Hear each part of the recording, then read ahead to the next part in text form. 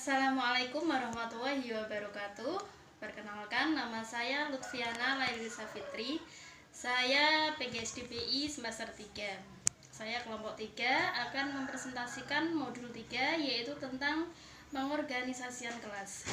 Di sini kita akan membahas tentang pengorganisasian kelas yang dibagi menjadi 3 kegiatan belajar, yaitu kegiatan belajar pertama tentang penataan ruang kelas, kegiatan belajar 2 tentang pengorganisasian murid, dan kegiatan belajar 3 tentang disiplin kelas. Kegiatan belajar 1, penataan ruang kelas. Penataan ruang kelas pada umumnya di sekolah dasar adalah berbentuk persegi. Dalam hal ini, guru hanya bertugas untuk mengidentifikasi dan mendaftar aset-aset yang ada di dalam kelas. Yang pertama, penataan fisik kelas. A. Daerah pajangan. Guru harus bisa menentukan letak-letak pajangan di dalam kelas. B. Kemudahan bergerak. Dalam suatu ruangan, hendaknya murid dan guru merasa nyaman dan tidak terasa sesak, serta guru bisa leluasa bergerak di dalam kelas. Yang C. Sinar. Sinar matahari akan sedikit mengganggu kegiatan pembelajaran murid apabila posisi bangku berhadapan langsung dengan cahaya matahari. D. Panas dan ventilasi. Ruang kelas identik dengan pengap atau lembab dan minim cahaya, maka posisi ventilasi sangatlah diperhatikan. E. Papan tulis. F. Bangku dan kursi. G. Meja guru. H. Sudut aktivitas. Beberapa contoh sudut aktivitas adalah sudut membaca, sudut IPA, sudut hasil seni, warung, sudut rumah tangga, gudang, atau tempat penyimpanan peralatan. Selanjutnya yang kedua, pengaturan denah ruang kelas. Secara garis besar, masih banyak sekolah dasar yang menggunakan denah ruang kelas berbentuk persegi. Pengaturan denah tersebut dirasa kurang efektif untuk pembelajaran PKR karena A. Tidak luas atau kurang sigap jika guru beralih dari kegiatan klasikal menjadi kegiatan kelompok. Yang B. Sulit untuk melakukan beberapa bentuk kegiatan belajar yang bervariasi dalam waktu yang bersamaan. C. Belajar 2 yaitu tentang pengorganisasian murid. A. Kelompok belajar.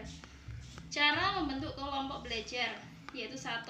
Berdasarkan persamaan kemampuan, yang kedua berdasarkan kemampuan yang berbeda, dan selanjutnya berdasarkan pengelompokan sosial.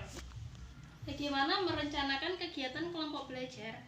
Ada 5 aspek dalam perencanaan yang harus diperhatikan, yaitu 1. Menentukan bagaimana cara murid bekerja sama. Yang kedua, menentukan program pelatihan bagi pengembangan keterampilan bekerja sama. Yang ketiga, memberikan tugas yang dapat dihasilkan oleh kelompok. Yang keempat, meletakkan dasar-dasar kerja secara teliti. Dan yang terakhir, memutuskan bagaimana belajar bersama akan dievaluasi. Yang B, bagaimana memaksimalkan pemanfaatan sumber belajar yang ada agar para murid belajar mandiri. 1. Bagaimana memanfaatkan pusat sumber belajar.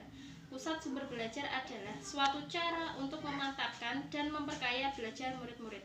Dalam memanfaatkan PSB ini, peran guru tidak sebesar pada kelompok belajar, dan oleh karenanya penyiapan kegiatan dan bahan memerlukan perencanaan dan pengorganisasian secara lebih baik. Selanjutnya, bagaimana cara memilih dan mempersiapkan tutor, yaitu 1. Tutor sebaya adalah seorang murid membantu belajar murid lainnya dalam tingkat kelas yang sama. Tutor kakak yaitu dipilih dari kelas yang lebih tinggi. Tutor dari masyarakat berperan untuk membantu guru dalam menangani kegiatan pembelajaran di sekolah. Yang terakhir, penjaga sekolah sebagai tutor, yaitu bukan sebagai orang menggantikan guru mengajar, tetapi kegiatan belajar 3 yaitu tentang disiplin kelas. A. Apa yang dimaksud dengan ARK? ARK atau aturan rutin kelas adalah aturan-aturan atau prosedur yang dirumuskan oleh guru serta dimengerti oleh murid untuk mengatur kegiatan dan perilaku sehari-hari, terutama dalam kegiatan belajar. ARK terdiri dari 2 jenis, yaitu ARK untuk murid-murid dan ARK bagi guru. 1. ARK bagaimana yang harus Anda persiapkan bagi Anda sendiri. Yang pertama, papan tulis, alat tulis, sumber bahan, dan tutor. Selanjutnya, apa yang dimaksud dengan kegiatan siap atau standby activities? Kegiatan siap adalah suatu kegiatan yang sudah dipersiapkan guru jauh sebelumnya.